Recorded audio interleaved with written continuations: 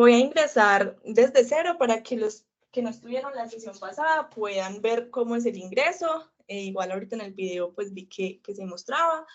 Y de pronto para los que estuvieron la sesión pasada pues lo recuerden. Este es el enlace de ingreso. Voy a compartírselos de nuevo al chat.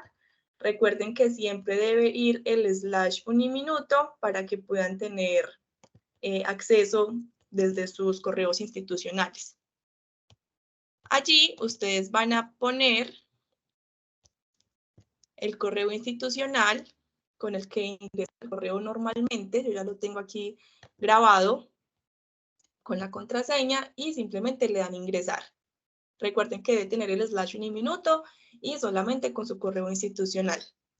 Ingresamos a los laboratorios y aquí vamos a tener todas las áreas habilitadas. Para los que no estuvieron en la sesión pasada, las áreas que tiene habilitadas Uniminuto son química, física, agricultura, biología, autómatas programables, matemáticas 1 y 2, administración, robótica y microcontroladores.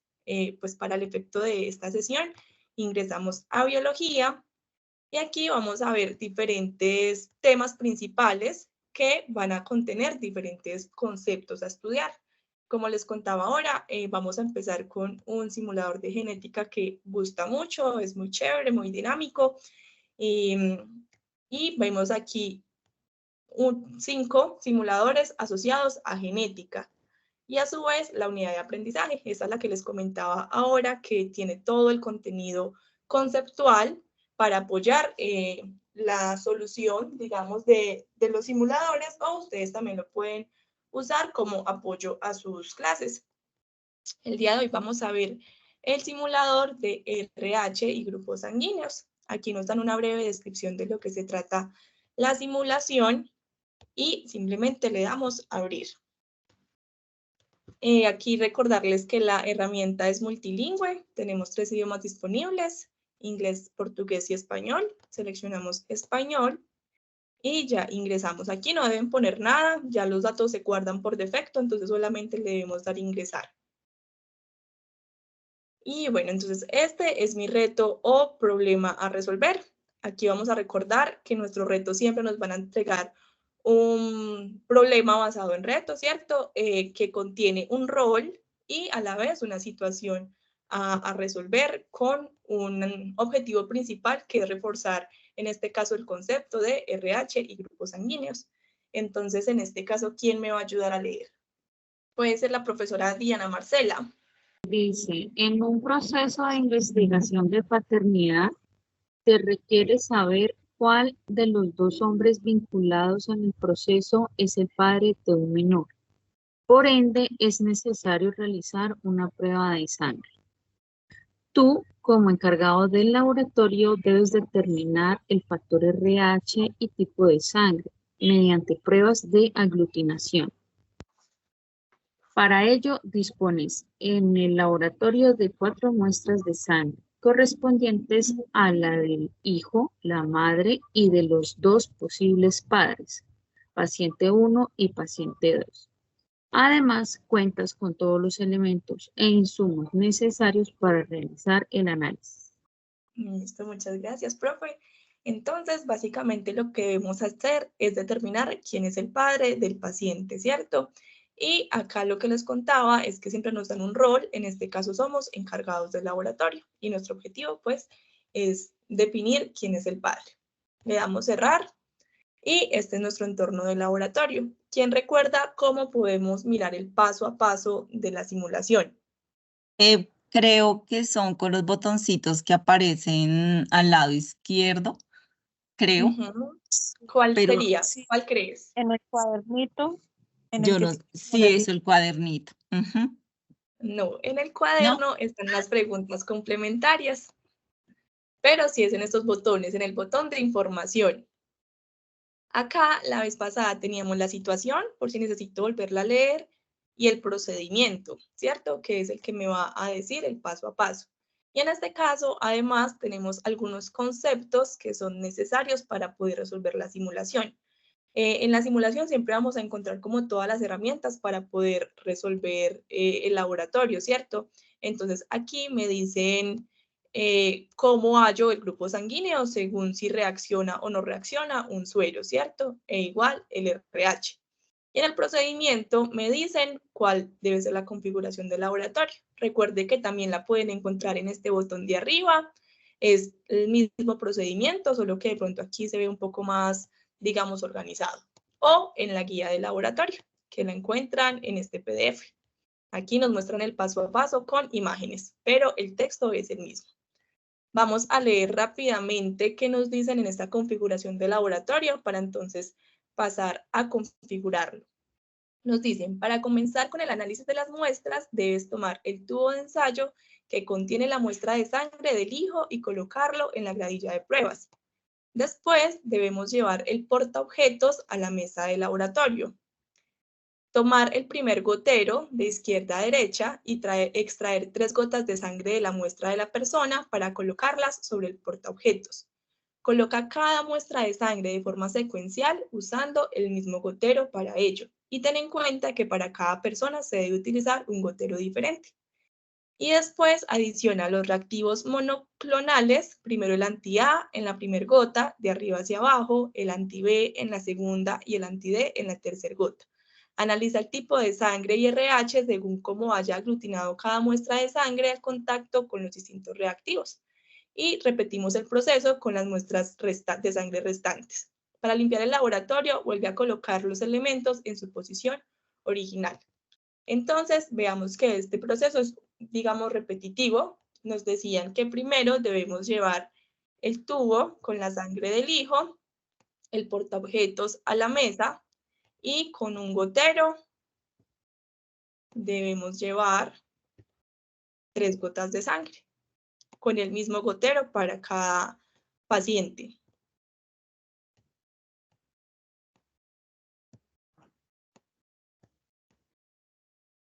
Y cuando ya tengamos las 3 muestras de sangre, lo que debemos hacer es agregar una gota de cada antígeno. La A en el primero, veamos que lo que veíamos la vez pasada, lo que hablábamos de las zonas activas, siempre nos muestran como hacia dónde llevar los objetos. Vemos que reacciona, el B no reacciona y el antígeno D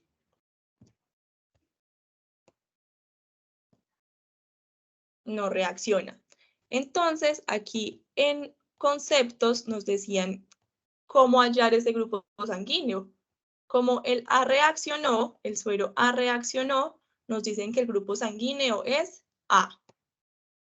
Y el RH, como el suero D no reaccionó, entonces es negativo. Vamos a anotar en este cuaderno de notas todo lo que vamos hallando para que de pronto no se nos olvide. Recuerden que aquí podemos agregar una página, que fue lo que acabé de hacer. Agregamos la página y aquí podemos ir anotando lo que necesite, o si ustedes como docentes quieren agregar más preguntas, si quieren que el estudiante ponga sus conclusiones, ahí lo pueden hacer. Entonces decimos que el hijo tiene un grupo de sangre A negativo. Vamos a ver la madre, ¿cierto? Nos decían que para limpiar el laboratorio simplemente debía devolver los objetos a su lugar de origen. Y repetimos el proceso con la mamá. Llevamos el portaobjetos y recuerden que debemos cambiar el gotero para llevar las 3 gotas de sangre.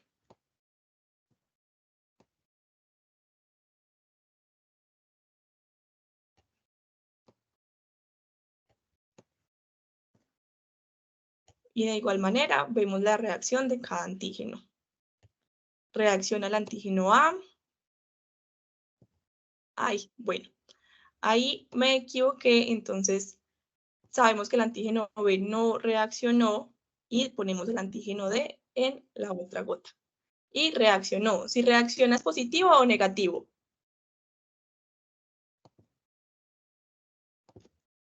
Según lo que vimos ahora. Positivo. Positivo. Entonces, A, positivo. Limpiamos el laboratorio y repetimos el proceso con el paciente 1, que sería el primer posible padre, ¿cierto? Perdón, ponemos el portaobjetos. para poder poner las muestras.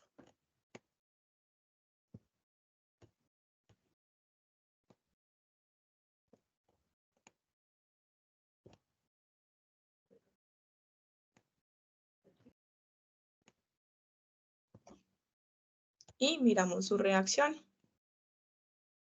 El antígeno A reacciona, el antígeno B reacciona, y el antígeno D también reacciona. Si vemos en los conceptos, si reaccionan ambos, entonces el grupo sanguíneo es AB, y como dijimos ahora, como reaccionó el antígeno D, entonces es positivo. Vamos a escribirlo también en el cuaderno de notas. AB positivo. Y finalmente repetimos el proceso para el segundo paciente.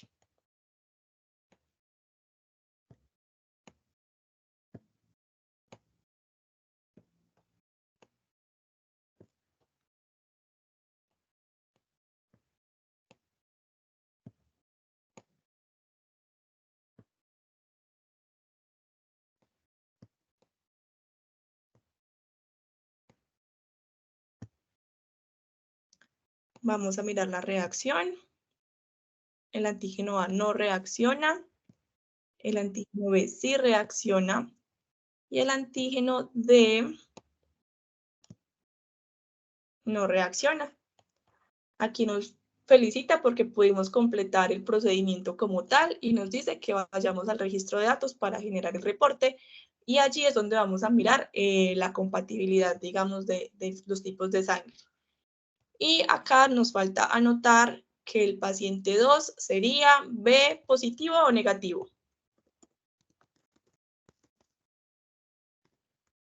Negativo, exactamente. Y acá tenemos nuestra primera parte del laboratorio, pero nos dicen que vayamos al registro de datos. Bueno, el registro de datos está en este segundo botón que tenemos a la izquierda.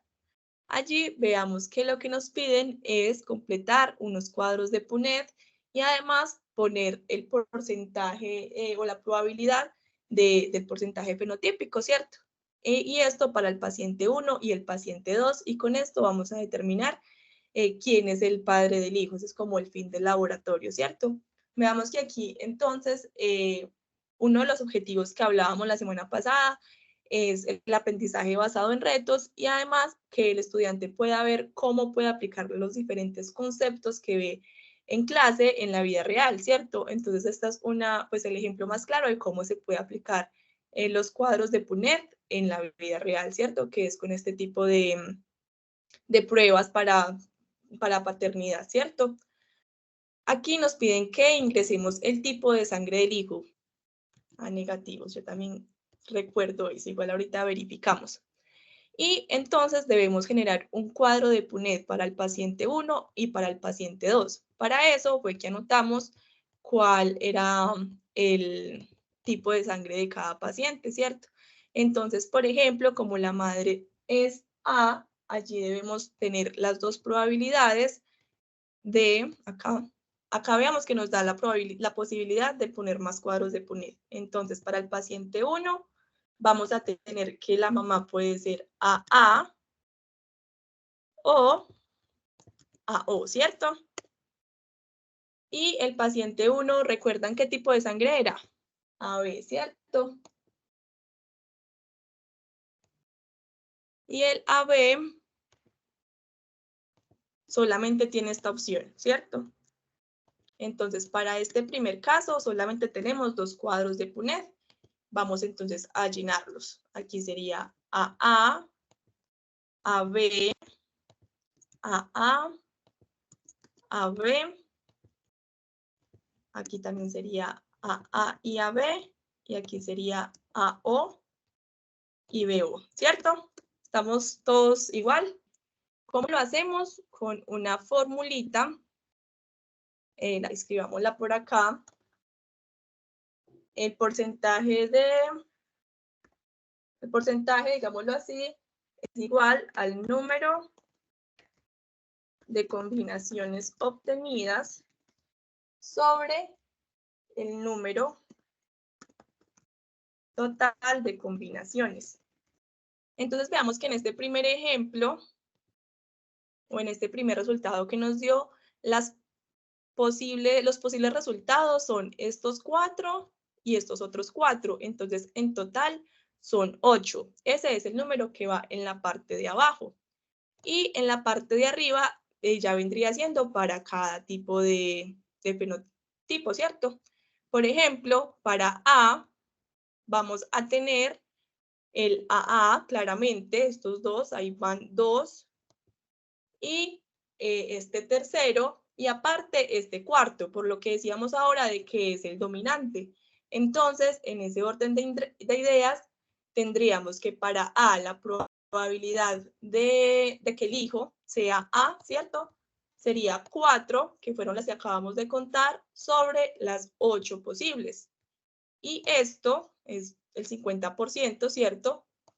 Porque lo multiplicamos por 100. Recuerdo que en el simulador pasado no teníamos esta calculadora, pues porque no era necesaria, pero es otra herramienta que tienen los simuladores, específicamente los que la necesitan o las que podrían ser útiles para que la tengamos presente. Entonces, en este caso, la probabilidad de que el hijo con estos dos pacientes sea A es del 50%. Eso es lo que tenemos que hacer. Ahora, la probabilidad de que sea B. En este caso, no tenemos ninguna porque pues acá la única posibilidad es que sea A y en este lado derecho es que sea AB y en este otro cuadro tenemos esta posibilidad de que sea B porque Un el B, 25%. exacto, es el dominante. Entonces sería el 25% porque en este caso sería 1 sobre 8, ¿cierto? Borramos acá 1 sobre 8 al 12,5%. Y esto por 100, ¿cierto? Y ahí nos da el 12,5%. Vamos a modificarlo. La probabilidad de que sea O, ¿cuál sería? Sería 0 porque no tenemos ese gen como dominante en este caso. Y en ninguno de los casos No. podría ser que el paciente salga, digámoslo así, con un tipo de sangre O. Y AB, entonces, nos queda 1, 2 y 3 sobre 8, ¿cierto? Y eso nos da 75. 37,5. Esto por 100 nos da 37,5%. Listo, entonces debemos repetir el proceso con el paciente B, con el paciente 2, perdón. El paciente 2, miremos qué tipo de sangre era. Nos dice que es B negativo. Entonces, para B negativo, vamos a tener, bueno, primero el de la mamá, ¿cierto? Dijimos que las posibilidades eran AA y AO, ¿cierto? Pues resulta que para B pasa lo mismo. Vamos a tener la posibilidad BB y BO. Pero aparte debemos tener en cuenta que este BO también debe relacionarse con este AA. Entonces ahí nos resultaría otro cuadro de Punnett, que sería el BB y el AA, ¿cierto? Y nos queda faltando uno, que sería AA. A ver. AABB. AOBO. ¿No nos queda faltando ninguno? Sí. Sí, nos queda faltando BO. Ah, no, BO AA, ya está.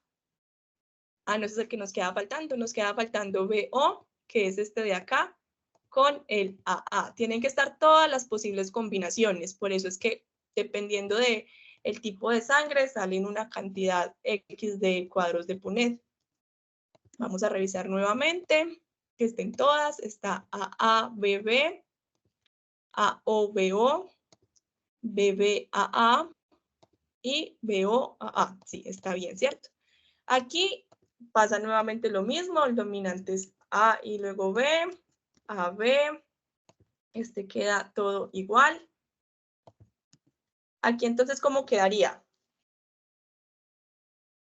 AO. Ajá. ¿Y este? Uy, O, B y O.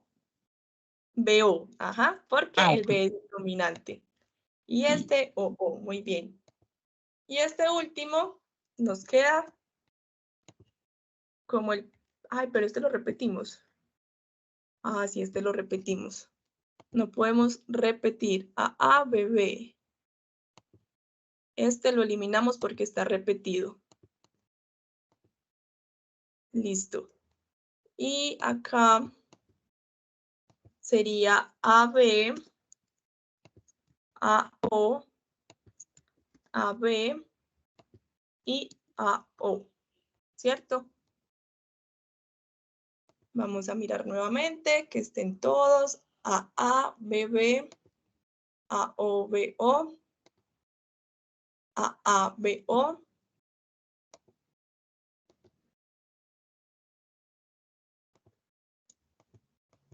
Creo que el que me falta es BBAO. Ese era el que me faltaba ahora. BBAO.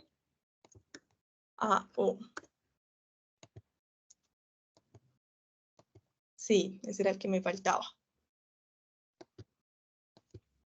Y ahorita sí, este queda AB, AB, BO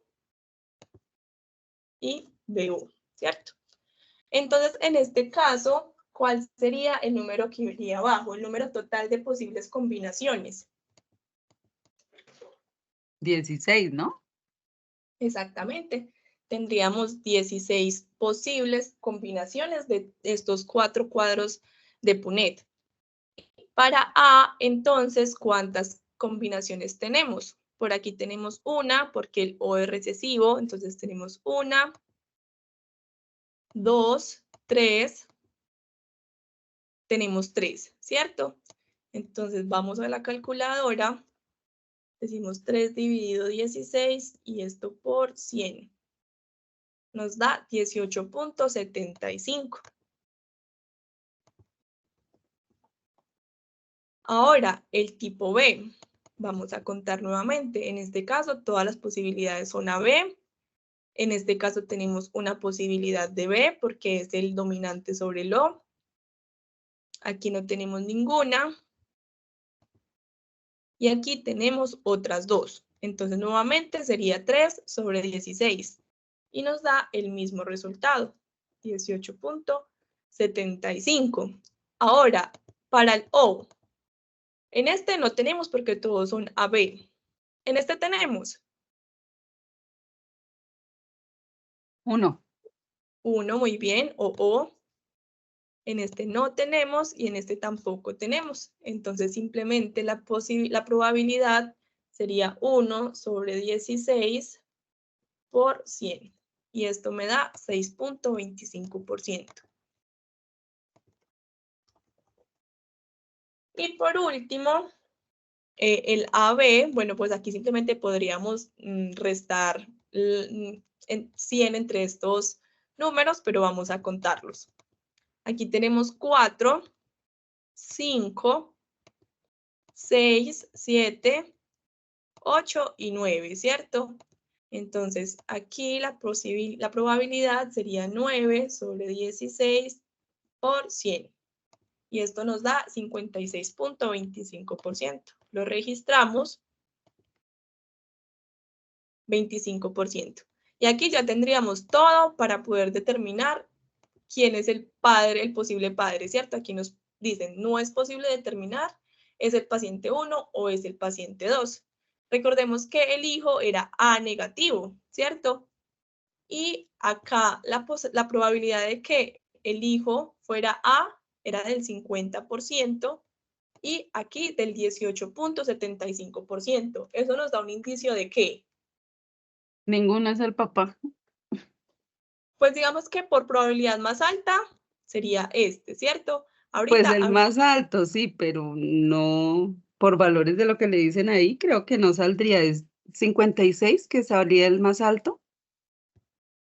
sí, digamos que si este fuera el papá, sería mucho más probable que el hijo fuera AB, ¿cierto? Entonces, aquí podría ser el paciente 1. Ahorita nos queda por analizar el RH, ¿cierto?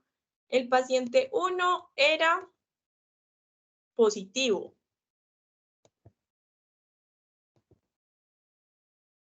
Y acá vean que nos da otra distribución de probabilidad para el RH, ¿cierto? Si es positivo y si los dos son positivos, aquí era uno positivo y la madre también positiva, es más probable que sea positivo, ¿cierto? Entonces, como dice la profe, es probable que ninguno sea el papá, teniendo en cuenta el RH y que este porcentaje, pues, tampoco es Está menor de lo que debería dar. tan alto, ¿cierto? Entonces, Ajá, digamos que debería no es dar más posible. alto. Ajá, no es posible determinar. Le damos verificar y nos dice que malas noticias. El juzgado contrató un segundo laboratorio para contrastar el análisis de paternidad y se han evidenciado incoherencias en los resultados, lo que ha alargado el proceso jurídico. Aquí Sí, sobre pasamos todo por el RH no es. pero mira que leímos que no es posible determinar. Entonces ahí nos dijo que no, que habíamos determinado mal esta respuesta. Entonces en ese orden de ideas, como esta probabilidad es la más alta, sí sería el paciente 1. Le damos el paciente 1 y le damos verificar y ahí nos dice que sí, que el estudio realizado ha sido respaldado científicamente. Entonces aquí es bueno mirar que siempre nos retroalimenta en que nos equivocamos. Aquí ahorita dijimos que el posible padre no se pudo determinar, pero veamos que sí, por este porcentaje de que el A era más compatible con el paciente 1, que fue el tipo de sangre del hijo, y nos mostró aquí la X específicamente en que nos habíamos equivocado para poder corregir, porque si nos dice te equivocaste pero no nos dicen qué, pues tendríamos que ir a revisar todos nuestros cálculos y de pronto sería una tarea pues muy tediosa, ¿cierto? Entonces ahí vamos y verificamos ese valor en particular, digámoslo así, para poder corregirlo. Y recordemos que habernos equivocado una vez nos aumenta el número de intentos. Ese número de intentos afecta la calificación, pero recuerden que yo les decía que si nosotros corregimos en eso que nos equivocamos, la nota no baja tanto, ¿cierto? Y bueno, ahí ya habríamos terminado el laboratorio. Recuerden siempre que tenemos el cuaderno de notas. Aquí vamos a tener estas preguntas conceptuales para que ustedes siempre se lo recuerden a sus estudiantes, porque el laboratorio en ningún momento nos dice vaya al cuaderno de notas y responda esas preguntas, ¿cierto? No es como parte de, como una parte obvia, digámoslo así, del procedimiento, aunque si lo leemos, aquí sí nos va a decir, ¿cierto? Que en el registro de datos, antes de generar el reporte de laboratorio, debemos ir al cuaderno de notas y responder las preguntas complementarias. Pero es bueno que se lo estemos recordando a nuestros estudiantes porque ellos muchas veces obvian esa parte. Y ya ahora sí vamos a pasar a generar el reporte para que los profes que no vieron la clase pasada vean cómo se genera este reporte y vean de qué se trata y cómo se genera, ¿cierto? Aquí recuerden que tienen la opción de verificar, que fue la que generamos ahora, y la opción de reporte. Le damos a aceptar y antes de generar ese reporte siempre nos van a aparecer las preguntas conceptuales. Estas son de opción múltiple y nos van a tener un peso en la calificación. Si nos equivocamos en alguna de ellas, la calificación va a bajar, digamos, gradualmente. La pregunta siempre se basa en un enunciado o en los conceptos que hayamos aprendido durante o reforzado durante la práctica de laboratorio. Entonces, el enunciado nos dice, el proceso de transfusión de sangre permite salvar vidas. Sin embargo, es importante que el donante y el receptor sean compatibles en el grupo sanguíneo de acuerdo con la información de la tabla responda. Aquí nos dan las compatibilidades, ¿cierto?, del donante y del receptor. La primera pregunta es, ¿cuál es el sistema para definir el grupo sanguíneo de un paciente? Sistema RH. Sistema A, B, O y factor RH. Muy bien, ese sería completo, ¿cierto? El grupo sanguíneo del paciente. Si se requiere una transfusión sanguínea para un receptor con grupo sanguíneo A negativo, ¿cuál debería ser el grupo sanguíneo del donante? Podemos mirar esta tablita que nos entregaron acá y entonces, ¿cuál debería ser el grupo sanguíneo del donante para A negativo? A negativo. Por eso, es A negativo Ah, ok, sí. o Sí, muy bien. o el O A negativo. negativo o negativo, muy bien. ¿Qué grupo sanguíneo permite recibir cualquier tipo de sangre? AB positivo. Ah, muy bien, el AB, ¿cierto? AB positivo. ¿Y qué grupo sanguíneo es dominado como el donante universal? O negativo. Exactamente, muy bien. Entonces veamos que estas preguntas siempre buscan seguir como retroalimentando esos conceptos o ese conocimiento que hemos venido adquiriendo, al igual que las complementarias. Todo es como un conjunto de herramientas que lo que decíamos al principio buscan reforzar todos esos conceptos que hemos visto en clase. Antes de darle a terminar, recordarles que la unidad de aprendizaje también la pueden encontrar en esta parte de arriba, sobre todo a los profes nuevos, que allí vamos a encontrar toda la parte teórica. Esto lo pueden usar ustedes en sus clases como complemento o de pronto mientras estén realizando el laboratorio, ya es como ustedes decidan realizarlo, pero es bueno que tengan en cuenta todas estas herramientas pues para que las utilicen si las necesitan. Y en cada unidad de aprendizaje tenemos actividades relacionadas a los diferentes simuladores. Por ejemplo, en nuestro caso nos serviría la actividad de aprendizaje 1, que es RH y grupos sanguíneos, que allí nos van a mostrar toda la parte conceptual de este tema que estamos viendo. Ahora sí vamos a generar el reporte, le damos terminar y veamos que sacamos 100. A pesar de que nos equivocamos una vez, como corregimos, veamos que no nos castigó, por decirlo de alguna forma, ya que pudimos corregir. Ya cuando son más de 2, 3, 4 equivocaciones, pues ahí sí va bajando la nota, pero siempre que podamos corregir eso en lo que nos equivocamos, la nota no se va a ver tan afectada. Y este sería el reporte del laboratorio. Allí nos muestran toda la parte de información, ¿cierto? De la situación que se estaba presentando, de la unidad, la fecha, el tiempo que nos demoramos, el número de intentos y la calificación, que en este caso fue 100 sobre 100.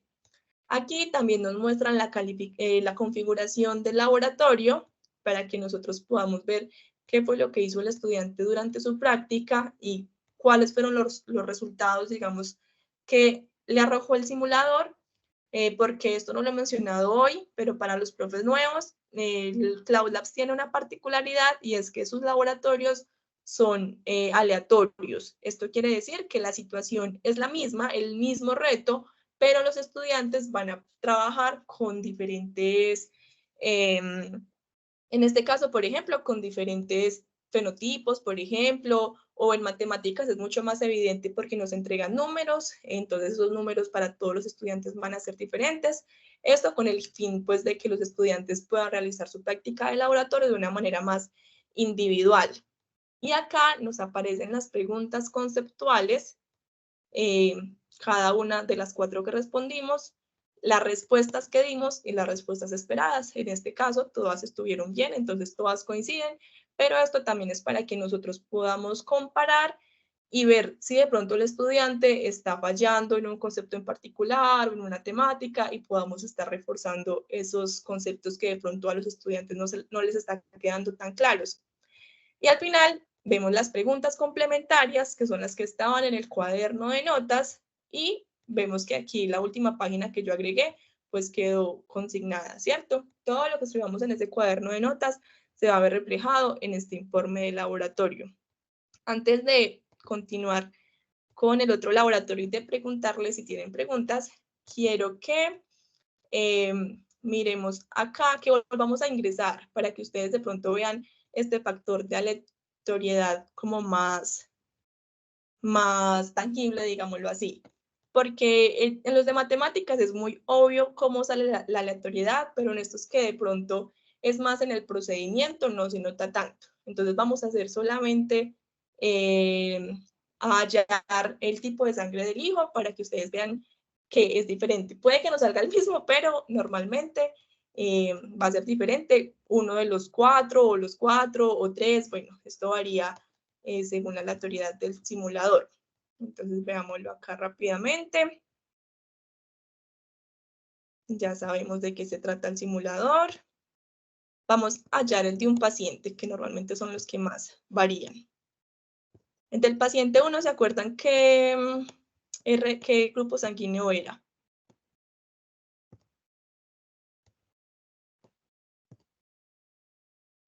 Entonces veamos, el A no reaccionó, el B sí reaccionó y el D reaccionó. Entonces, en este caso, nuestro paciente 1 ya no es AB positivo, sino que es B positivo, ¿cierto? Entonces, ahí ya ustedes de pronto sí pueden ver de una forma más visible o más dinámica cómo es que funciona la aleatoriedad en los simuladores. Todos los estudiantes van a estar estudiando el mismo concepto, pero todos con valores diferentes para que cada uno tenga como su proceso y sí, como que no se copien, que no miren qué está haciendo el otro, sino que cada uno haga su proceso y puedan llegar a una conclusión de manera individual. Por eso acá también es importante el cuaderno de notas, que ustedes de pronto les pidan conclusiones, les pidan procedimiento, en este caso, por ejemplo, que hubieran escrito los diferentes tipos de sangre para ver cómo para cada estudiante varía esa dinámica. Bueno, entonces vamos a pasar al siguiente simulador, que es de suelos. Seguimos en biología. La idea es que ustedes puedan como ver diferentes entornos, cómo son los simuladores, cómo varían de pronto de acuerdo a las situaciones y pues que de allí también surjan preguntas para que ustedes puedan ir como ya bien orientados a poder dirigir a sus estudiantes en este tema de Cloud Labs. Y acá vamos a ingresar a suelos. Y el simulador que tenemos para hoy es contaminación de suelos. Tenemos caracterización, densidad aparente, identificación de tipo de suelos y la unidad de aprendizaje, ¿cierto? Que esta tiene relacionado cada uno de los 4 simuladores. Ingresamos a contaminación de suelos, le damos a abrir, escogemos el idioma. Este simulador, por ejemplo, en particular, algunos de matemáticas, de química, tienen esta opción de seleccionar el sistema de medidas, entonces también es muy chévere para, digamos, implementar otro tipo de conocimiento o de conceptos dentro de la simulación. También teniendo en cuenta que Cloud Labs busca mucho esto de la transversalización del conocimiento, que en un simulador no solo vemos biología como tal, sino pues otras áreas, matemáticas, comprensión lectora, todo este tema para que transversalicemos el conocimiento y podamos generar como mayor impacto. En este caso, por ejemplo, una de las herramientas es este sistema de medidas, nos vamos a quedar con el internacional, pero es bueno que ustedes lo sepan. Le damos a aceptar, aquí nuevamente no ponemos nada, le damos a ingresar y lo primero que nos aparece siempre es nuestra situación o reto. ¿Quién me va a ayudar a leer esta situación? La Oficina de Medio Ambiente de tu ciudad está realizando un estudio sobre el impacto ambiental de la industria en los suelos. Para esto, se tomaron 3 muestras de diferentes sectores de la ciudad. La primera fue tomada del relleno sanitario, la segunda de un campo de explotación petrolera y la tercera de una zona industrial. A ti, como ingeniero ambiental adscrito, te han solicitado que realices un estudio que permita determinar el nivel de contaminación de cada uno de los suelos, analizando los niveles de pH, conductividad, materia orgánica y capacidad de almacenar nutrientes, carbonatos, con el fin de determinar en qué sector de la industria está generando el mayor impacto negativo ambiental y generar un plan de mejora. Muchas gracias, profe. Bueno, entonces, ¿quién me dice de qué se trata este simulador? Identificar los niveles de contaminación en Muy bien. terrenos. Para luego generar una mejora, ¿cierto? Y para esto veamos que el rol que tenemos en este caso es somos ingenieros ambientales. Entonces veamos cómo el rol cambia dependiendo del contexto en el que estemos. En la semana pasada éramos estudiantes de medicina, en el otro simulador éramos asistentes de laboratorio, ya en este que tiene que ver con suelo somos ingenieros ambientales. Esto nuevamente para poder realizar este objetivo de que es tener el aprendizaje basado en retos. Entonces ya le damos cerrar y este es nuestro entorno de laboratorio. Recordemos pues que en información vamos a encontrar el procedimiento y otros conceptos. Estos conceptos son acerca de la conductividad eléctrica, la medición de pH, la materia orgánica, los nutrientes y la capacidad de medir carbonatos, que era lo que nos estaba explicando el simulador, que era lo que debíamos medir. Entonces es para que si no tenemos unos conceptos tan claros, podamos aterrizarlos y hacer las mediciones de manera correcta. Para esto también nos podríamos ayudar de la unidad de aprendizaje, ¿cierto? Hacer un previo de todos los conceptos para llegar y hacer las mediciones de una forma como más segura. Y acá en el registro de datos también nos muestran qué es lo que nos están pidiendo. A veces es bueno entrar a este registro de datos si de pronto no he entendido de qué se trata el simulador o qué es lo que hay que hacer, pues en el registro de datos ya nos van mostrando cuáles son todas las directrices que debemos ingresar allí para llegar al objetivo final del laboratorio. Entonces veamos que para cada tipo de terreno nos piden pH, conductividad, materia orgánica, capacidad para almacenar nutrientes y los carbonatos, que era precisamente los conceptos que me estaba dando el simulador. Entonces vamos a iniciar con el terreno 1, en este como es un poco más extenso o con más pasos, vamos a leer uno por uno, el paso a paso, y ya los otros dos terrenos pues los vamos a ir haciendo de una manera más genérica, ya que es el mismo procedimiento para cada tipo de suelo. Entonces hagámoslo acá, vamos a ir leyendo la configuración del laboratorio. Nos dice que inicialmente debemos arrastrar el medidor de conductividad hacia uno de los suelos, enterrar la punta en él y registrar su valor. El medidor tiene una vista ampliada que permite realizar la verificación del valor medido. Entonces por acá tenemos el medidor de conductividad, vamos al terreno A y vemos la vista ampliada. Nos da 11.5. Aquí vamos entonces al terreno A y registramos 11.5. Devolvemos el elemento y seguimos con el siguiente paso. Lo estábamos leyendo acá. Nos dice, arrastra la probeta a la zona activa de la mesa de trabajo, después arrastra la pala metálica hacia uno de los suelos y saca una porción dando clic. Entonces vamos a arrastrar esta probeta, cogemos la pala metálica y seguimos con el terreno A, ¿cierto? Veamos que él me muestra dónde poner la pala, porque si no nos la devuelve. Y bueno, aquí lo que debemos hacer es ingresar el contenido a la probeta, que es el siguiente paso. Nos dice, luego arrastra el frasco de agua oxigenada desde la estantería a la mesa de trabajo y con un clic destápalo. Vierte el contenido del frasco en la probeta. Entonces veamos que aquí nos dan algunos elementos con su fórmula química, ¿cierto? Si yo no sé qué son esos elementos, aquí en el botón de información, en el procedimiento nos lo dan. Entonces veamos que el ácido clorhídrico, el sulfato de cobre, el agua oxigenada. Veamos que no es como para acorcharnos, sino para que vayamos poniendo en práctica los diferentes conceptos que vamos viendo. Entonces nos dicen que agreguemos el agua oxigenada, que es H2O2. Es esta rojita. La destapamos. Bueno, pero primero debíamos mirar el nivel de volumen. En este caso es 300 mililitros. Vamos a registrar esto, porque esto luego lo debemos comparar. Entonces, para el terreno A, volumen inicial, 300 mililitros. Y cuando ingresamos o vertimos el agua oxigenada,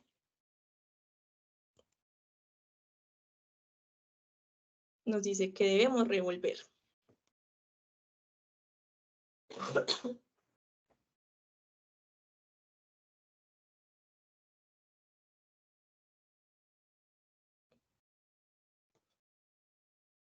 Y revisamos el volumen que obtuvimos, que es 298 mililitros.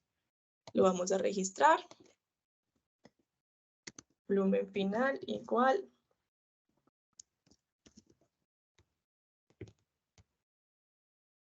Esto lo tenemos en cuenta porque aquí nos dicen que cuando nos dice arrastra una varilla de vidrio desde la estantería, agita el suelo de la probeta y verifica el cambio de volumen en ella. Eso fue lo que acabamos de hacer, ¿cierto? Verificar el cambio de volumen. registra este cambio como la cantidad de materia orgánica. Aquí ya nos están diciendo para qué hicimos esto, ¿cierto? Para hallar la cantidad de materia orgánica, teniendo en cuenta que si el cambio de volumen en la probeta es muy notorio, el nivel de materia orgánica se considera alto, medio si es mínimo y bajo cuando no presenta un cambio en el volumen. Con lo que hallamos podemos decir que es bajo, ¿cierto? Pero es bueno comparar los tres tipos de suelo para tener como mayor seguridad en ese valor que yo acabé de hallar. Entonces, por eso lo vamos a dejar ahí mientras tanto y al final comparamos los tres tipos de suelo y decidimos. Ahorita nos dice, arrastra el matraz al área del trabajo donde se encuentra el pHímetro. Vamos entonces a medir el pH. Arrastramos el matraz, ahí igual me muestra dónde. Nuevamente tomamos una muestra de suelo, del mismo suelo que estamos estudiando. La vertimos. Pero además nos dice que debemos arrastrar el frasco con agua cerca del matraz y vertirlo en el matraz. Entonces arrastramos el H2O del agua, destapamos y vertimos. Y después de hacer esta acción, ahí sí, prendemos el pHímetro y medimos. Nuevamente tenemos una vista ampliada que es de 3.4 y la registramos en la casilla correspondiente, pH en el terreno A 3.4. Y ahora nos dice que debemos arrastrar el matraz con el embudo de filtración a la mesa de trabajo. Nuevamente llevamos la porción del suelo y la vertimos en el embudo. Vamos a hacerlo paso a paso.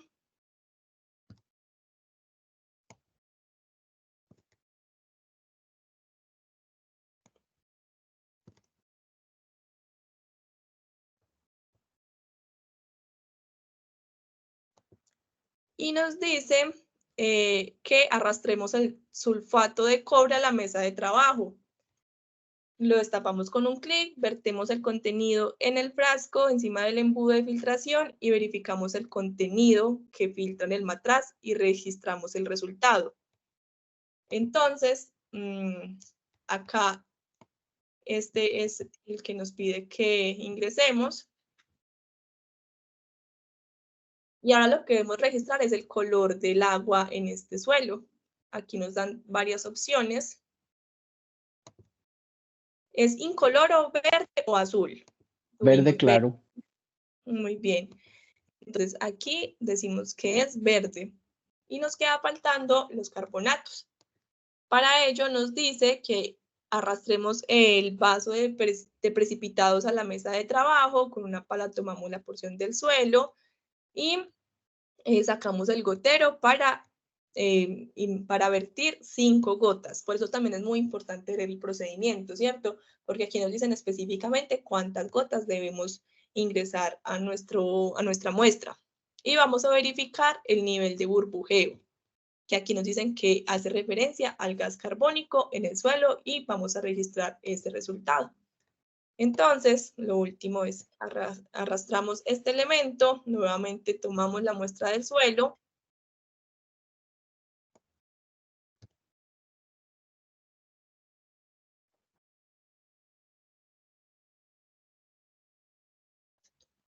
Y vamos entonces a ingresar 5 gotas. Ahí ya llevo 1, 2, 3, 4 y 5. Porque digamos que si aquí hubiéramos llevado simplemente el elemento y no sabíamos qué cantidad de gotas, pues no hubiera sido como exitoso el proceso, ¿cierto? Y nos dice que verifiquemos el nivel de burbujeo. Vemos que hay unas cuantas burbujas. Este también debe ser comparativo entre los 3 suelos. Entonces vamos a poner la observación de que se observan burbujas en poca cantidad, ¿cierto? No se ven tantas, pero al final hacemos la comparación.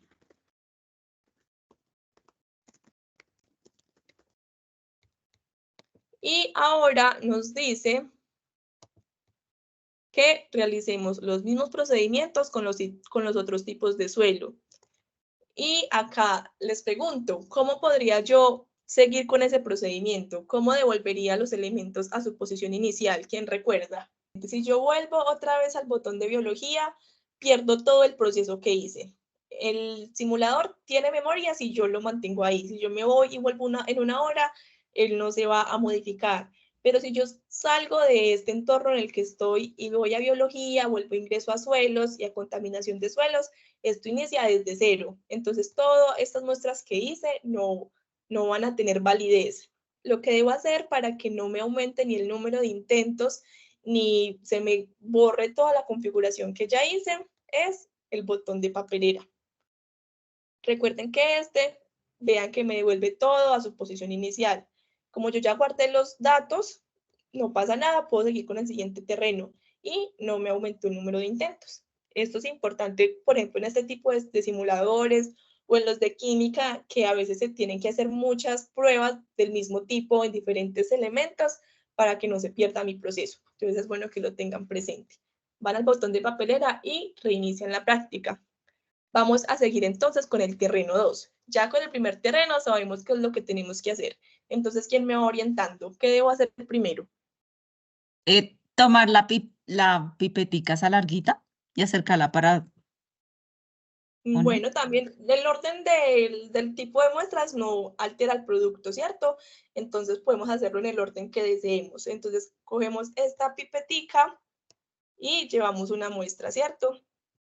Ay, no, pero de este terreno no. No, del segundo, del B. Ay, este no lo puedo devolver. Entonces, ¿qué hago? Reinicio, ¿cierto? Como me equivoqué, para no tener, para que no me aumente el número de intentos, simplemente reinicio. Vamos con el terreno B. ¿Y qué debo hacer cuando ingresemos esa muestra de terreno?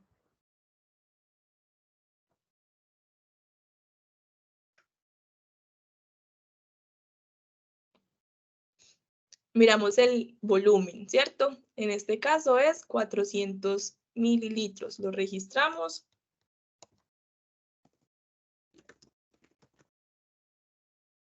Volumen inicial, 400 mililitros. Y ahora, ¿qué debo ingresarle a ese terreno para mirar el volumen final? ¿Quién se acuerda? Es alguna de las botellitas que están ahí de agua. El agua oxigenada, muy bien. La destapamos y la vertimos en nuestra muestra. Y antes de mirar el volumen final, recuerden que debemos batir.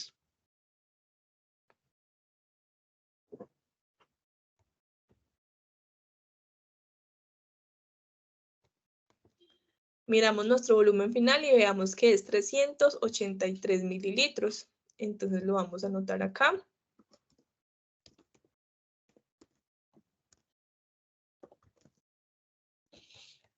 Y ya tenemos la primera muestra, ¿cierto? ¿Con cuál seguimos?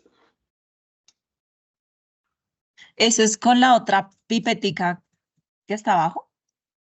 Con esta. Sí, señora. Con esta medimos el pH. Ay, Entonces vamos a tomar la muestra.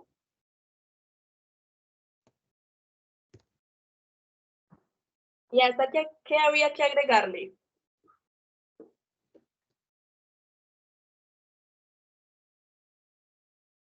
Ya agregamos agua oxigenada, ¿cierto? Entonces, ¿qué le agregamos? Ácido clorhídrico, sulfato de cobre, agua, ¿quién se acuerda? creo que es agua. Muy bien, era el agua. Pues la llevamos a la mesa de trabajo, destapamos, la vertimos.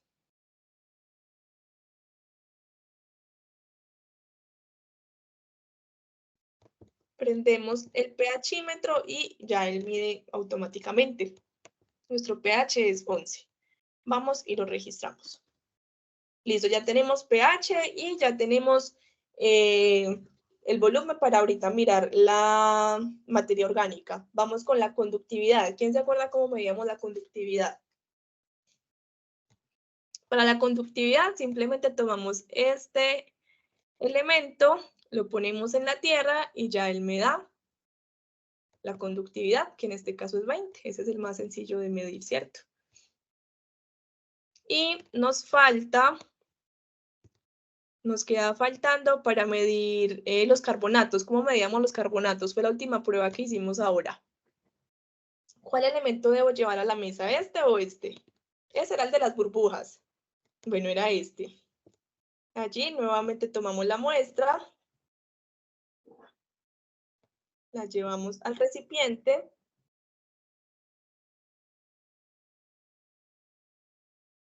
Y a este le echamos las gotas o el sulfato de cobre.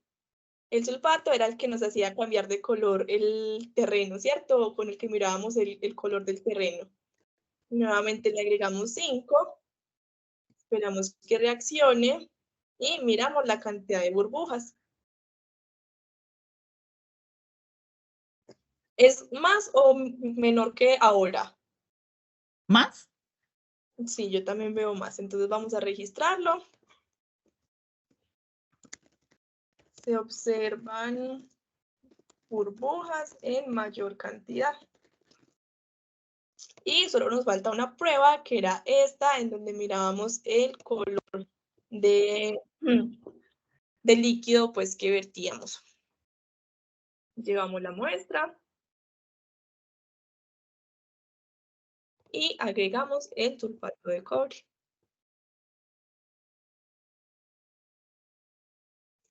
¿Y de qué color vemos el líquido? Eso es como, ay, como oscuro negrito. Miremos acá más cerca. ¿Cómo lo ven? Como negrito, como Tierra sucia. Yo lo veo incoloro, porque vamos a mirar las opciones. Acá en el registro de datos, la capacidad de almacenar nutrientes, ¿lo vemos incoloro, verde o azul? incoloro. Ajá, lo vemos incoloro, muy bien. Y ya nos queda faltando el último terreno. Entonces, para poder hacer las muestras del último terreno, ¿en dónde le doy clic? En la canequita. Muy bien, le damos clic en la canequita, vuelve todo a su lugar y vamos a repetir el procedimiento con el terreno C. Entonces, ¿con qué prueba empezamos nuevamente? Nuevamente con la pipeta larguita. Listo, con la pipeta larguita. Tomamos la muestra del terreno C. La añadimos.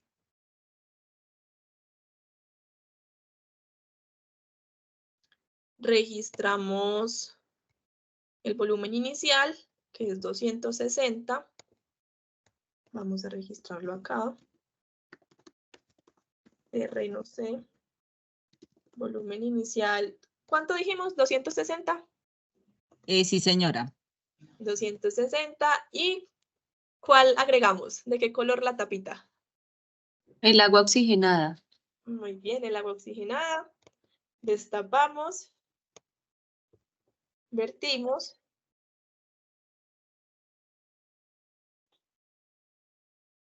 Y debemos revolver. Revisamos el volumen final. Es 263.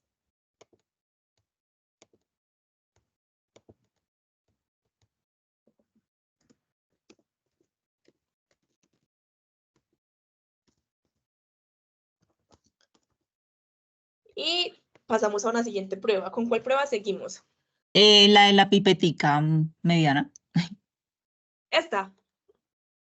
Esa. Ujú, Listo, entonces esta recordemos que es para medir el pH. Llevamos la ujú. muestra del terreno.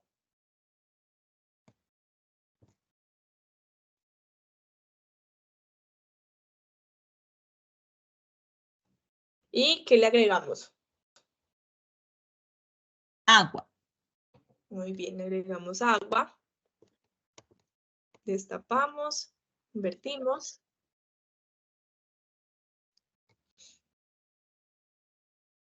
Y prendemos el pHímetro. Y este valor nos da 7.5. Vamos a medir la conductividad. Entonces ya sabemos que es con este aparatico. Vemos que es 8 y lo registramos. Ahora vamos a medir la capacidad de almacenar nutrientes. Ese es con el color del agüita.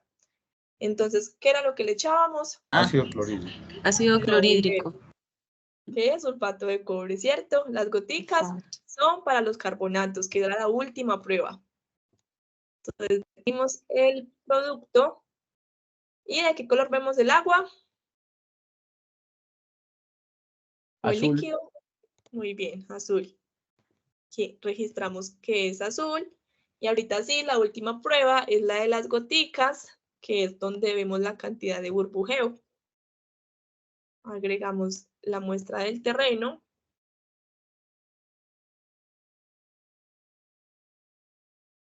Y le vertimos 5 gotas. 2, 3, 4, 5. Y vemos la cantidad de burbujeo. Con respecto a las otras, ¿cómo se ve? ¿Alto, medio o bajo? Rebajo. ¿Cierto? Por eso era importante comparar, porque como con la comparación es más fácil ver si es alto o es bajo, porque si no, no es como tan visible. Entonces se observa muy baja presencia de burbujas. Y acá, para ese carbonato, vean que nos preguntan si los carbonatos son altos, medios o bajos. Entonces, en el terreno A, vamos a mirar que dijimos que era poco, ¿cierto? Porque en el terreno B vimos que era mayor cantidad. Pero en comparación con el terreno C, pues se puede decir que en el terreno A la cantidad de burbujas era como media, ¿cierto? Entonces, aquí podemos poner que es medio, en el segundo era alto, y en este bajo, ¿cierto? Y nos queda faltando la materia orgánica. Aquí en el procedimiento nos decían que debemos mirar el cambio de nivel. Al principio, si el cambio de volumen en la probeta es muy notorio, el nivel de materia orgánica se considera alto, medio si es mínimo y bajo cuando no se presenta cambio en el volumen. Entonces, según nuestros registros, el A y el B tuvieron un cambio de 3 mililitros, ¿cierto? Ah, bueno, este de 2, este de 3 y este más notorio, ¿cierto? Se puede decir que el del terreno B es alto y del terreno C y A medio, ¿cierto? Terreno B alto.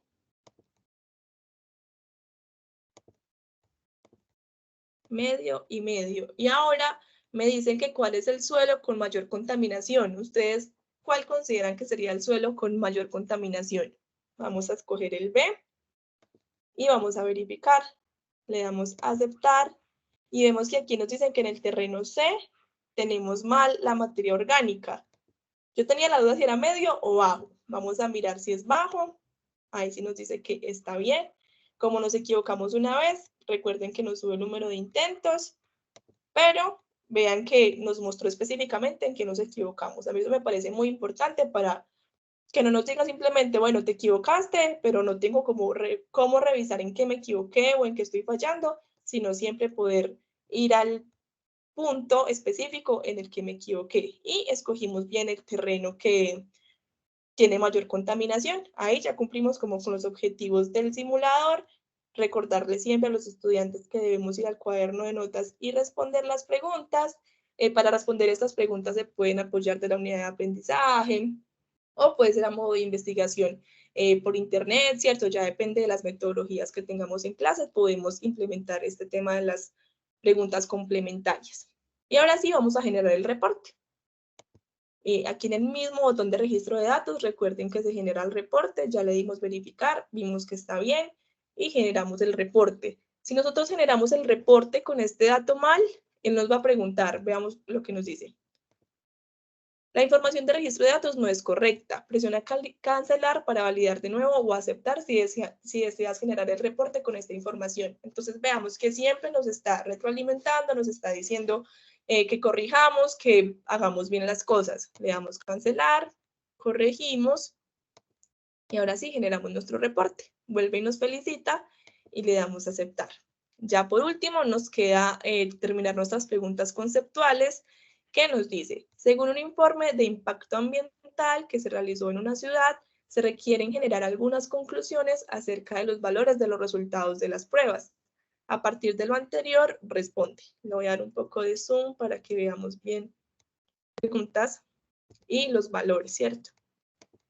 Nos dice, ¿cuál de los suelos puede ocasionar una mayor producción de fermentación de la materia orgánica? ¿Ustedes cuál consideran? ¿O estamos todos de acuerdo? Bueno, vamos entonces a avanzar. El pH de un suelo contaminado con grasas se comporta como, vamos a mirar cuál es el pH de un suelo contaminado con grasas. Aquí nos dice residuos de grasas, el pH es 4.5. Entonces, ¿es básico, neutro, medianamente ácido o fuertemente ácido? Medianamente ácido, muy bien.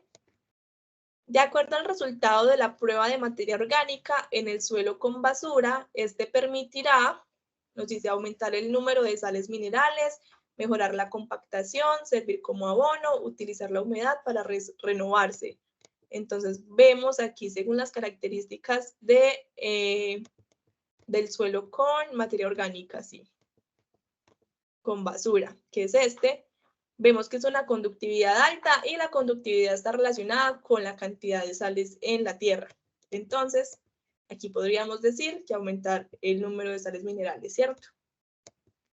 Y acá, según el valor de la conductividad, bueno, aquí era más o menos lo que les estaba explicando, en cuál de los suelos la cantidad de sales es mayor. Entonces sería en el contaminado con basura, ¿cierto? Bueno, aquí ya me surgió la duda de esta específicamente, pero generemos el reporte así y vemos nuestro resultado. 90 de 100. Vamos entonces a ver en qué nos equivocamos. 1, pues seguramente los números de intentos que fueron 3 por las 2 veces que nos equivocamos. Y 2, yo creo que la tercera pregunta la respondí mal. Vamos a mirarlo. Aquí nuevamente nos aparece toda la información general, la fecha, el tiempo que nos demoramos, el número de intentos, que fueron 3, y la calificación. Acá nos muestra el registro de específicamente en qué nos equivocamos. Esto también para que el docente siempre pueda reforzar esos conceptos que de pronto no están siendo tan claros para el estudiante. Y acá nos muestran todas las preguntas y la respuesta, ¿cierto? Entonces veamos que efectivamente nos equivocamos en la tercera. La respuesta era servir como abono y yo puse aumentar el número de sales minerales. Entonces siempre nos muestra en qué se está equivocando el estudiante y al final nos muestra todo lo que pusimos en nuestro cuaderno de notas. Y acá, esto no lo muestran todos los simuladores o todos los reportes, perdón, o algunos lo muestran en esta parte de arriba, en la configuración que nosotros hicimos de la simulación, de cómo fue que nosotros pusimos la mesa de laboratorio y cómo fue que configuramos todos nuestros elementos. Y bueno, este era el último laboratorio que teníamos preparado. Bueno, muchas gracias a ustedes por la atención y por la participación. Es muy valioso para nosotros que ustedes estén en este espacio. Igual, como les decía Gustavo, si tienen alguna duda, necesitan algún tipo de asesoría, se pueden comunicar para nosotros poder realizarla.